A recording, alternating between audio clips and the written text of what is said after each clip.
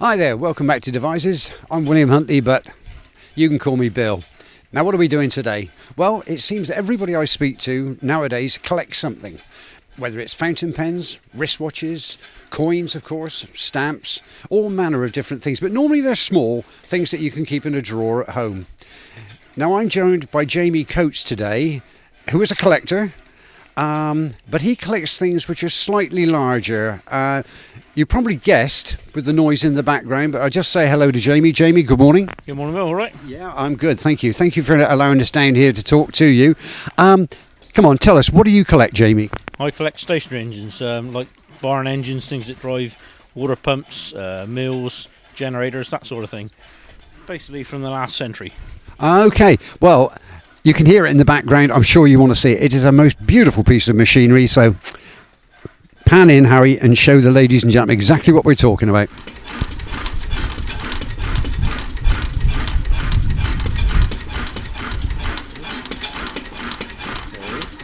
Here we are, this beautiful machine. It's just one of many that Jamie actually has in his collection.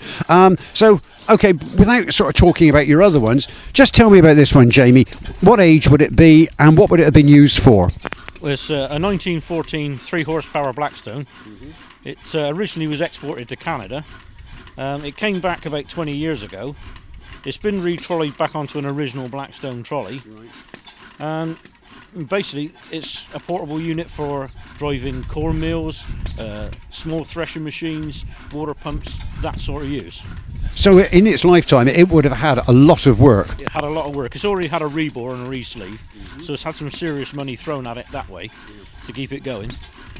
And, I mean, as a collection, I mean, I love classic cars. I love any machinery like this, although I'm the first to admit I know nothing about them, you know.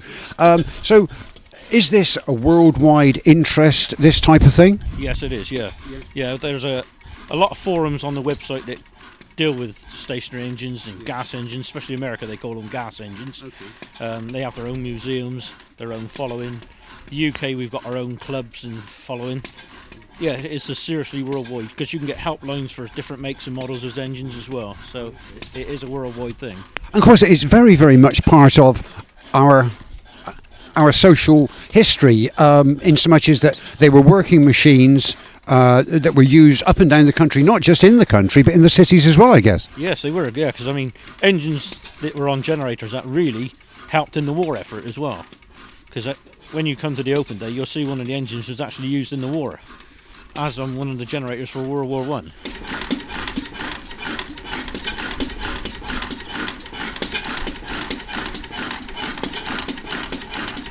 How did you actually get involved in it, and what sort of triggered your interest? Well, it was a family story, really. My mother wanted to visit a craft fair at Longleat in 1979. We went down the hill going into Longleat, and I saw some smoke rings. So I said to my father, "What's that over there, Dad?" And he goes, "I think it's an engine rally." Of course, I didn't know what that was. So I said, "Can we have a look?" He goes, "Yeah, no problem." So we walked round, and there was hundreds of engines. He came to one of them. He said, "Oh, we've got one of those under the bench." Bang, I was in. So we went back, dug it out, and I started showing. I got in contact with the local club that we had at the time in Devizes, that used to be run by Pete Still, and started that, and that's how the collection started. I see. So, I mean, are there many people in Devizes who collect stationary engines and ancillary bits and pieces like it? We got about a dozen that are scattered around Devizes in the villages. More of them are into sort of vehicles than engines. We've got quite a few that are into engines, but most of them are into vehicles. And, I mean, amongst your collection, do you have a particular favourite, or do you just love them all? This is one of my favourites, and I got a big rust in this, my other favourite, which is about the same size as this. Yeah. Ah, well, there you go. I mean, I think it's fantastic because, I mean, for future generations, I mean, we're only ever custodians of this type of thing, aren't we, you know? And future generations are going to see what they did for the war effort, the First World War, the war to end all wars, which sadly didn't. And, you know, I'm mesmerised by it. I think it's absolutely fantastic. I can see why you've become so passionate about it, Jamie. Well, yeah, it's like this one. I mean, it's over 100 years old. If somebody doesn't save it, it's gone forever. Somebody has to save it.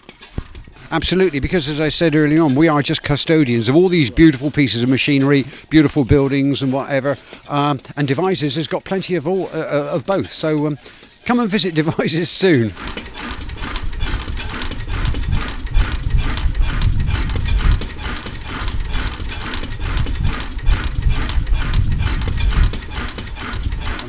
engine off now, because Jamie is now going to show us exactly how this beautiful piece of machinery works and exactly what it does and how it does it. So I'm going to hand the mic over to Jamie and stand back and be entertained.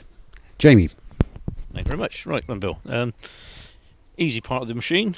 This is the governor that sets the speed for when it's ticking over. The blow lamp you use for starting, which warms up a little tube inside there. Once that's warm enough, you set the cam to the start position, which would be to the right. This cools the engine down, because as you can imagine it gets warm. So once the flywheels are going, and you've pumped the fuel through the fuel pump, the fuel goes up into the chamber, which is there. You spin the flywheels, the engine goes. Once it fires up, you kick this back over to the other sides. So that's a running camshaft. Once it's running, that's basically all you have to do. You maintain the oil levels to keep the oil up. The fuel is in the bottom of the engine, in the fuel tank base. And basically, that's all you do. This you keep out of hand's way, because this gets really hot.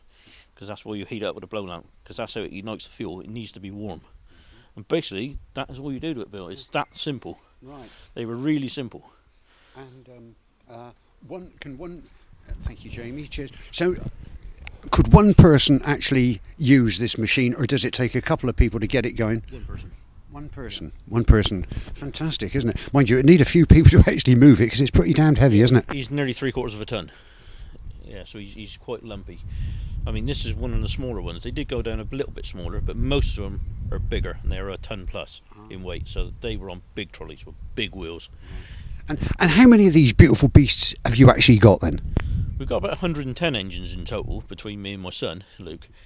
2 or 3 of these are real big ones, and all the rest ones are smaller, like the listers that you see, the Wolsleys, some that come on shearing sets. We've got some floor polishers, which you'll see later in the video.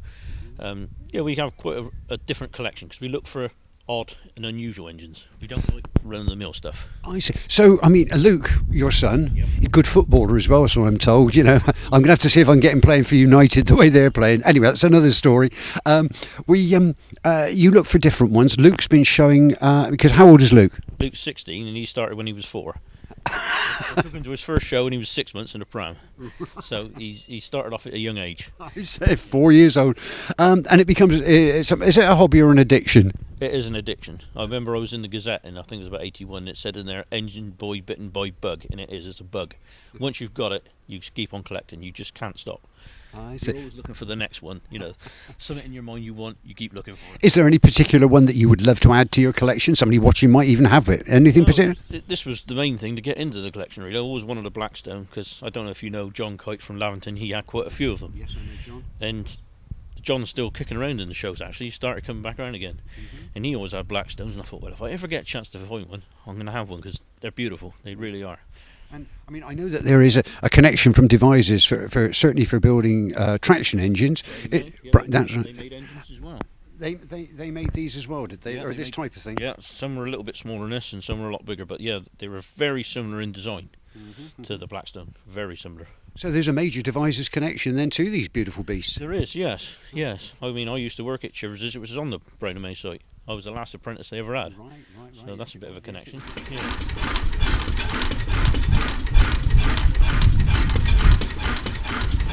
Right, so what are we actually doing now then, Jamie? Right, we're just going to heat up the hot tube. So once that gets warm enough, I've put the cam over to the start position, and we'll be able to spin the flywheel. Hopefully, I've primed up the fuel, and it will go.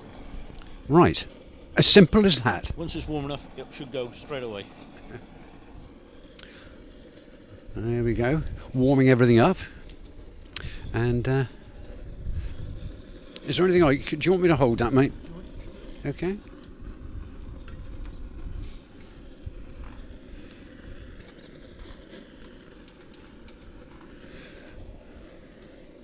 I mean, Jamie's using a blow lamp at the moment to heat it up, but that's only for speed.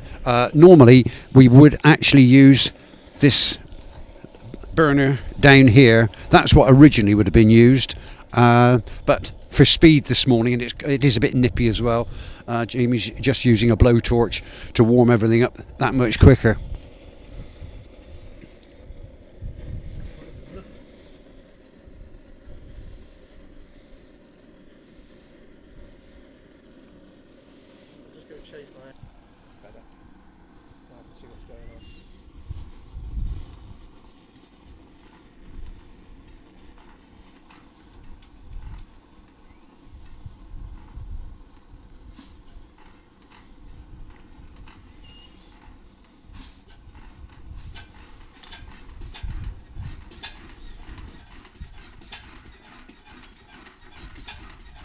you go.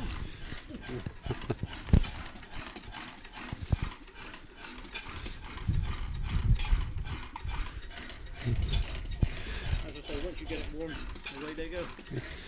100 years old, and it sounds like clockwork, doesn't it? Yeah, they really run well.